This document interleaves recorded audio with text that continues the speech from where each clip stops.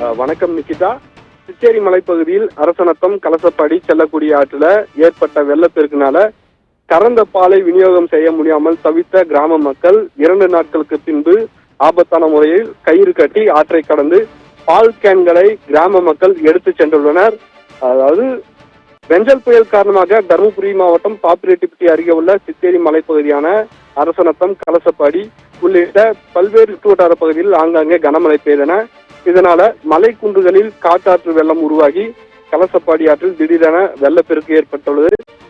மேலும் இந்த காட்டாற்று வெள்ளத்தால் அரசநத்தம், கலசப்பாடி, அக்கரைக்காடு, கோட்டவரல் உள்ளிட்ட 10 மலை கிராமங்களுக்கு செல்லக்கூடிய மக்கள் ஆற்றை கடந்து தகுந்த நேரத்திற்கு செல்ல முடியாமல் தவித்து வந்தனர். குறிப்பாக இந்த பகுதிகளுக்கு ஏராளமான கால்நடை வளர்க்கும் விவசாயிகள் பாலை கறந்து அதனை கேன்களில் 2 சக்கர வாகனத்தில் கொண்டு வந்து மலையின் அடிவாரத்தில் உள்ள தரைப்பகுதியான மாலகாப்பாடியில் உள்ள பால் கொள்முதல் நிலையத்தில் வழங்குவது வழக்கமாக இருந்து வந்தது. தற்போது ஆற்றில் ஏற்பட்டுள்ள வெள்ளப்பெருக்கினால கறந்த பாலை வீணாகிவிடும் என எண்ணிய விவசாயிகள் நலுக்குப்பாறை என்னும் இடத்துல ஆற்றின் நடுவே கயிறை கட்டி கயிற்றின் மூலமாக ஆற்றை கடந்து சுமார் 3500 லிட்டர் கொள்ளளவு கொண்ட பால் கேனை கொள்முதல் நிலையத்திற்கு ஒப்படைத்தனர்.